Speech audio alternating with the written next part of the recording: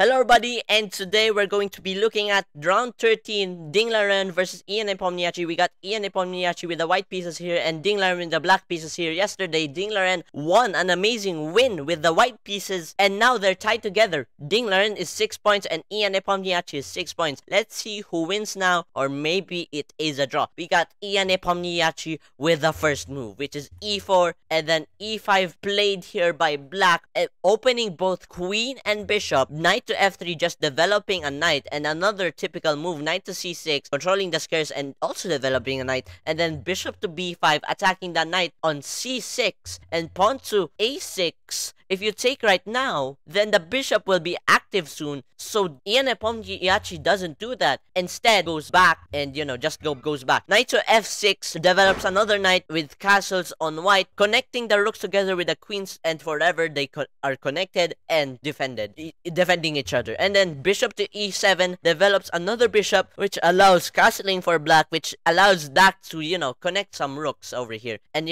bishop is an additional move that develops the bishop, try to open some lines here and maybe making it more active. And pawn d3 happened here, which opens the bishop on c1, which Ian Nepomniachtchi might develop the bishop soon to e3 here, which is a very good move. Developing moves are good because the bishop will see everything. Pawn to b5, attacking the bishop on a4, bishop to b3, the bishop goes back from danger of the pawn on b5. And then pawn to d6 happened here, trying to open up the bishop. Maybe the bishop goes first, and then the queen, trying to connect the rooks together if black castles. Pawn to c3 happened here, trying to play for the move d4, attacking the pawn on e5, castles for black, pawn to h3, preventing knight to g4, and just avoiding back rank checkmate. Nepomniachtchi did this so early, he should do it in the endgame. It's very important to do it in the endgame to not get back rank checkmate. Bishop to b7, developing the bishop. Now the queen, all the rooks are connected to this one single queen right here, which is on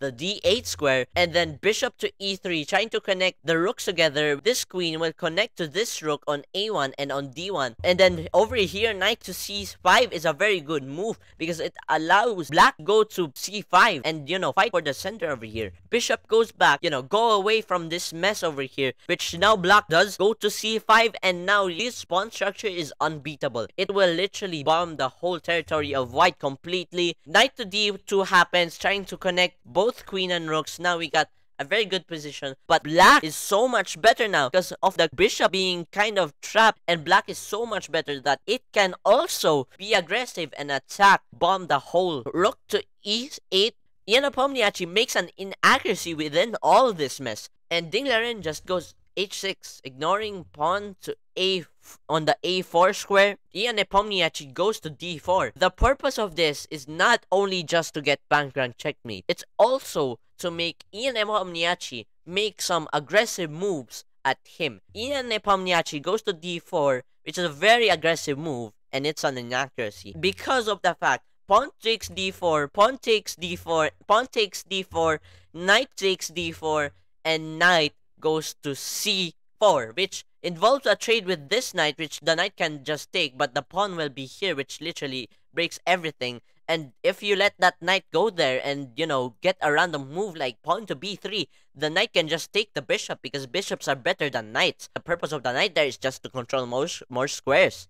So to prevent that, white takes the knight and then black takes with the pawn. And now we got these only two squares controlling the white's territory with this pawn right here. Ding is kind of winning, and now Ian Nepomniachtchi making a mistake on defending this bishop, but also just making a simple move to defend the pawn on e4. Bishop to f8, bishop to f2, coming back with the bishop to f8. With the difference of bishop to f2 is that going back with the bishop to f8 goes for this file right here, which I've said earlier, this rook will be a bomb, will be a missile to everyone. So now pawn to d5, attack, challenging the center already. Pawn to d5, pawn, which applies for the black knight. The black knight take, and now we got this very, very good black knight over here, which can demolish. Like black can go queen to g5 and maybe mate on this square if the knight goes here, which forces so much of white position that maybe it will be checkmated. And literally, white needs to trade the knight because it is so powerful. Ding Laren made a mistake here because rook b8 is just a straight up win. Because if not rook to b8, and if this make a random move, make our move which is actually good, which is rook to c1 like that, attacking this pawn. But with this, that literally allows the potential to queen to g5 here, because of the fact that the white knight can move. Queen to g5 here attacks the pawn on g2. Like I've said, another random move for white, and then knight to f4 attacks the pawn on g2, puts more pressure on it, and this is an unstoppable mate, and all of the pieces literally cannot defend the pawn on g2. So with the move rook to b8 is allowing that. A mistake, because literally black can just go here, which is making the knight little bit more flexible, but it is not a forcing move. It does not do anything. It just defends the knight, which means that Ian Nepomniachtchi can do whatever he wants at the moment. Rook to c8 defends the pawn here and maybe pushing some time, making it a queen, and then knight to e2 happens here, attacking, pressuring the knight more, and then queen to e7 is a mistake.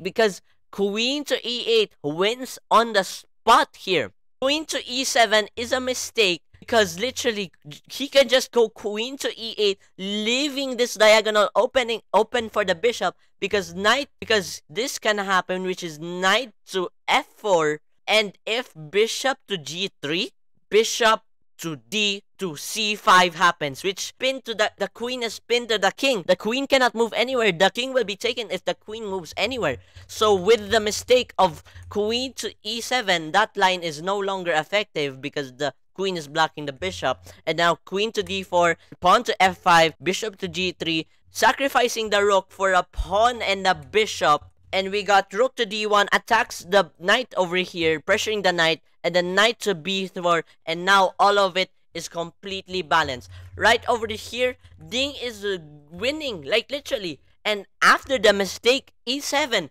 Ian Nepomniachtchi takes advantage of it and then, quickly balances the game. And now knight to b4 happens. As you can see, the knight is still going here, but it's just still balanced. The rook is guarding this file over here, and everything will literally become active with the white's position. And now bishop to c5, and all of this is a draw now. And then rook to c7, and then rook takes c7, and then bishop takes c7. We have another trade here. And now, believe it or not, white is winning here, because the less pieces there are, the more powerful is a rook here. So if everything is traded except the rook and the bishop and these pawns, all of the pawns, then the white will be winning, because literally rook is more okay than bishop and just one pawn. Like literally, rooks are more powerful than bishops and one pawn. White here should have won, but knight to c3 happened. And now the best move for white is knight e2, which literally, with knight to e2 here being played, we got this attack for white, and white is winning. But instead, white goes to rook to e2 instead of knight to e2. You got two pieces to move there, and you move the one which is very wrong and forces a draw. Ian Nepomniachtchi should have won here. Magnus Carlsen in this position would have just gone here, maybe in e2. And now, knight to c1, rook to e1, and then knight to d3, and then rook to e2 is a draw.